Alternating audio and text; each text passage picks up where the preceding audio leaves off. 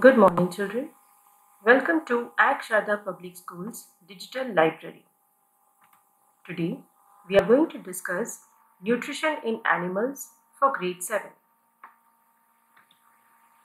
Through this class, you will be able to recall the stages of nutrition in animals, understand the organs of the human digestive system and the process of digestion in humans, and describe the key concepts in your own words. In this topic, we will study about stages of nutrition and nutrition in human beings. Let us look at both these topics with the help of a mind map.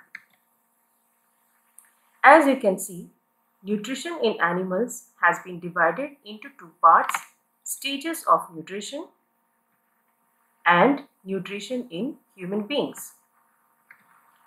The stages of nutrition are common in all animals. There are 5 stages of nutrition. They are ingestion, digestion, absorption, assimilation, and egestion. Nutrition in human beings also follow all these 5 stages. The ingestion in human beings happen through the mouth. The mouth has teeth, tongue, and salivary glands which help in ingestion. We will be also discussing about digestion in mouth. Digestion in mouth occurs in the stomach and the small intestine.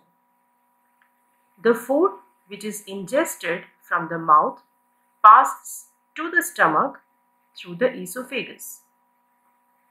The small intestine, along with liver, gallbladder, and pancreas, digests the food. We will also be discussing about the products of digestion. Absorption mainly happens in large intestine. The absorbed nutrients are passed to the different parts of the body through assimilation, and the waste is removed from the body with the help of different organs involved in digestion. Let us look at all these topics in detail. The stages of nutrition occurs in 5 different ways. The first one is ingestion, digestion, absorption, assimilation, and egestion. Let us look at the definitions of all these stages. The first one is ingestion. The process by which an organism takes in its food is called ingestion. The process by which the body breaks down the food that is eaten into soluble nutrients that can be absorbed easily is called digestion. The process by which simple soluble nutrients obtained after digestion are taken up by the body is called absorption. The process by which absorbed nutrients become part of the body is called assimilation. And finally, the process by which materials that are not digested or absorbed are thrown out of the body is called egestion. So we have seen stages of nutrition in detail. Now let us look at nutrition in human beings in detail. Let's begin with the organs of digestion in humans. There are many organs which help us in digestion. They are mouth, esophagus, liver, stomach, gallbladder, pancreas, small intestine, large intestine, and rectum. Let us look at digestion in detail. Let us first look at ingestion. The ingestion of food in human beings occur through the mouth, which is also called buccal cavity. One of the organs which helps in ingestion is the tongue. The muscular flap present in the floor of the mouth cavity is called the tongue. It mixes food with saliva and helps in swallowing. The tongue has taste buds which help to detect tastes like sweet, sour, salty and bitter tastes. We also have salivary glands in the mouth. There are 3 pairs of salivary glands at the back of the throat and under the tongue.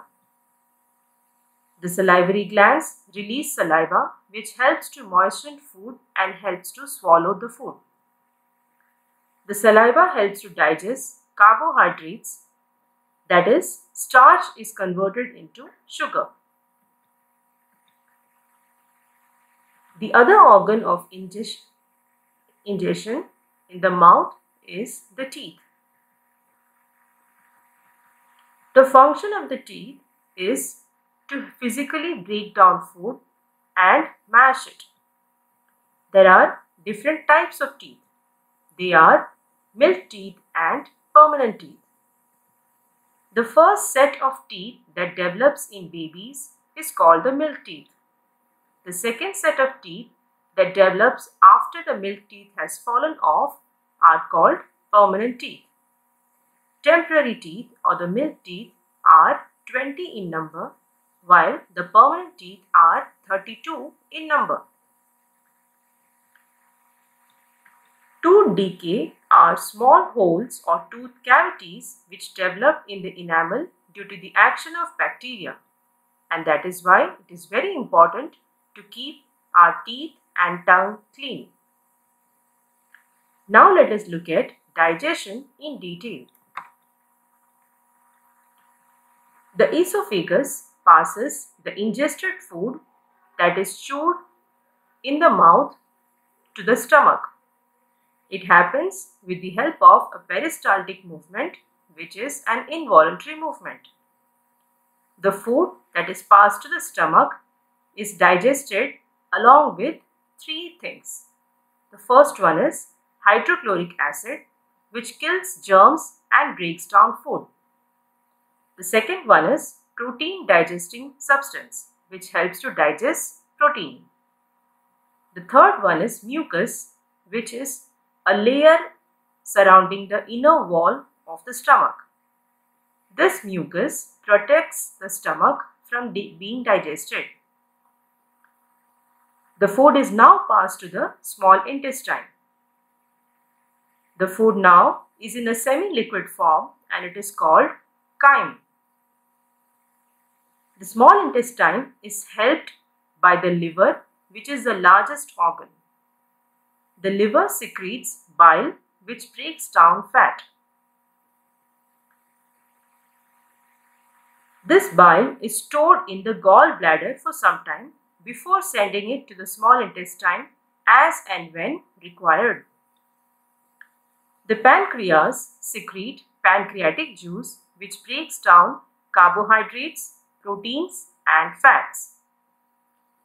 The products of digestion are complex carbohydrates are converted to simple sugars, proteins are converted to amino acids, and fats are converted to fatty acids and glycerol.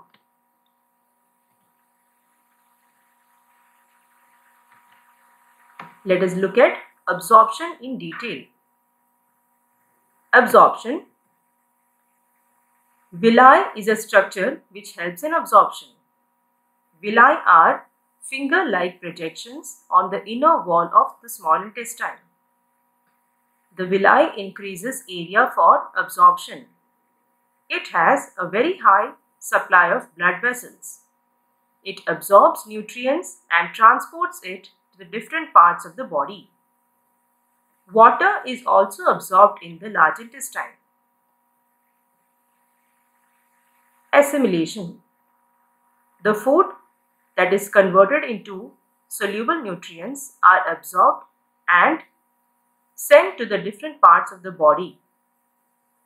In the different parts of the body, oxygen breaks down glucose, which is obtained after digestion, into water and carbon dioxide, and hence it releases energy.